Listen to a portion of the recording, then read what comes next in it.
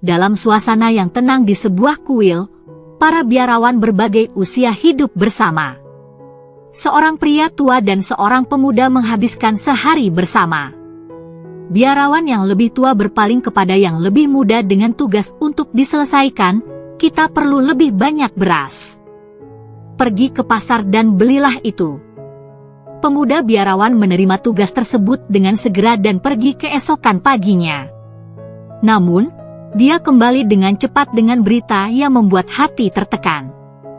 Jembatan di atas sungai dalam perjalanan ke pasar telah membusuk dan tidak bisa dilewati.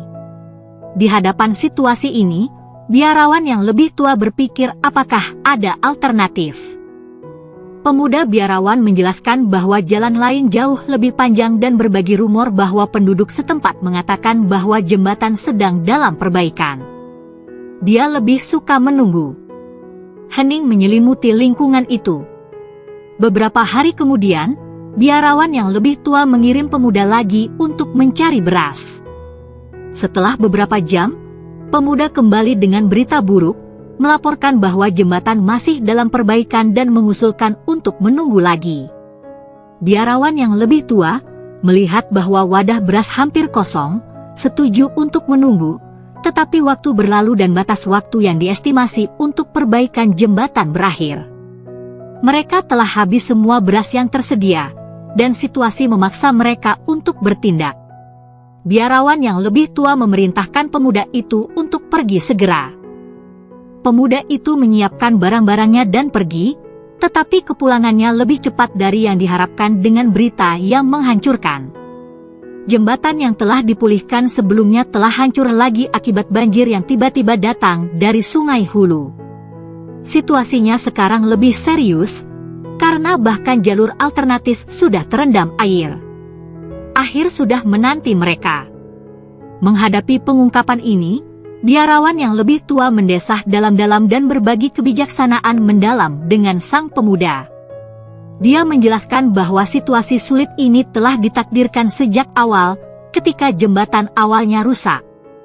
Dia bersikeras bahwa jika pemuda itu telah memilih jalur yang lebih panjang, meskipun itu akan membutuhkan usaha ekstra, mereka sudah memiliki cukup beras.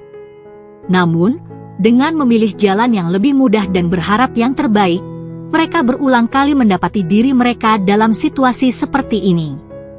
Biarawan yang lebih tua mengakhiri ceritanya dengan pertanyaan retoris, kepada siapa kita bisa menyalahkan? Cerita ini bergema dalam kompleksitas kehidupan. Seringkali kita mencari jalan pintas dan solusi instan untuk tantangan kita, menghindari keterlibatan dan usaha yang diperlukan untuk mencapai tujuan kita. Terkadang, kita mengandalkan keberuntungan untuk membimbing nasib kita. Namun, cerita ini mengingatkan kita bahwa tidak ada jalan pintas menuju kehidupan yang otentik dan memuaskan. Sama seperti pemuda biarawan, kita menghadapi rintangan yang bisa dihindari jika kita telah memilih jalan yang lebih sulit sejak awal. Setiap pilihan yang kita buat memiliki konsekuensi dan membentuk masa depan hidup kita. Oleh karena itu, cerita ini mengajak kita untuk merenungkan jalur apa yang kita pilih. Apakah kita mencari jalan yang lebih mudah, atau apakah kita bersedia berinvestasi usaha dan mengorbankan untuk mencapai tujuan kita? Ingatlah bahwa keberhasilan sejati dan kebahagiaan tidak ditemukan dalam jalan pintas, melainkan dalam perjalanan itu sendiri. Semoga Anda menemukan kekuatan dan tekad untuk memilih jalur yang akan membawa Anda ke kehidupan yang bermakna dan memuaskan. Terima kasih atas kehadiran Anda dalam pemikiran ini. Jika Anda menikmati video ini dan ingin menerima lebih banyak konten yang menginspirasi, jangan lupa untuk berlangganan saluran ini dan aktifkan pemberitahuan agar tidak melewatkan pembaruan. Terima kasih atas perhatiannya dan sampai jumpa.